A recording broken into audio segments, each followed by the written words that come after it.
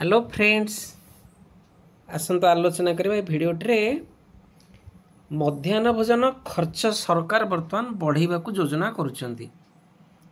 तेणु से बाबद भिडियोटी ये जो समाचार बाहर टंकाए बढ़ मध्याह्न भोजन आपण देखु जो मध्याह्न भोजन खर्च बर्तमान चलती निहाती पक्षे बढ़ा आवश्यक एवं सरकार प्रति सचेतन अच्छा जहाँ जनापड़ी कौन समाचार बाहर आप शुणु।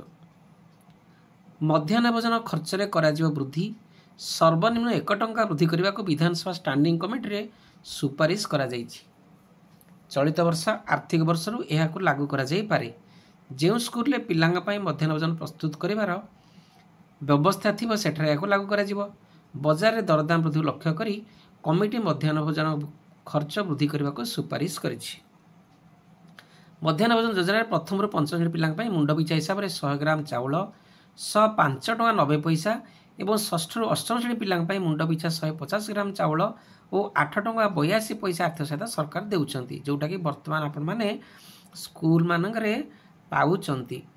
तेणु जदि ये टंकाटे बढ़े तापरे कौन हम दिन को दिन वृद्धि पाउथबा दरदाम वृद्धि पाउथबा बेले एति टंकार मध्याह्न भोजन जोगाइबा स्कूल कर्तृपक्ष असंभव। एति टंकार पिलांग मुहरे पुष्टिकर आहार देवा एवं काठिकर पाठ होइछि बोली बारंबार अभियोग करुथिले स्कूल कर्तृपक्ष। तेबे बाजार दरदाम दृष्टि रखी विधानसभा स्टैंडिंग कमिटी विद्यालय गणसेवा समीक्षा करी अर्थराशि वृद्धि कर सुपारिश करिसेंती। स्टेट प्रोजेक्ट मैनेजमेंट यूनिट मध्याह्न करथिबा चार्ट अनुसार जड़े प्राथमिक स्कूल जड़े पिलार डाली खर्च बाबद 5 टका 50 पैसा धार्य करिछि। एथिरे 25 ग्राम डाली 2 टका 50 पैसा, 5 ग्राम तेल 80 पैसा और 60 ग्राम परिवा मसला 1 टका 70 पैसा एवं जाली खर्च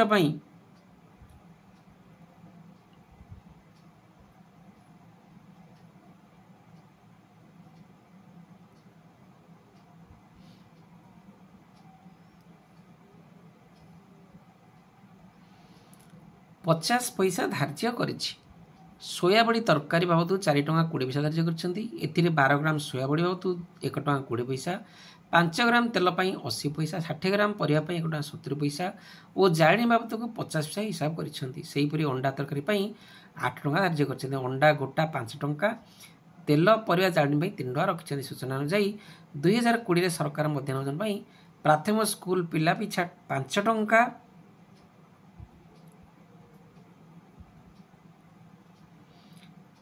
42 पैसा, उच्च प्राथमिक पिला मुंड पिछा 8 टका 10 पैसा राशि प्रदान करुथिले। मात्र गैस राशन सामग्री दर वृद्धि पर शेष थर 2022 अक्टोबर 1 एसडीएम एमडी अनुदान राशि वृद्धि करथिले, जेतिरे प्राथमिक स्कूल पिला मुंड पिछा 5 टका 90 पैसा और उच्च प्राथमिक पिला 8 टका 82 पैसा देउछंती।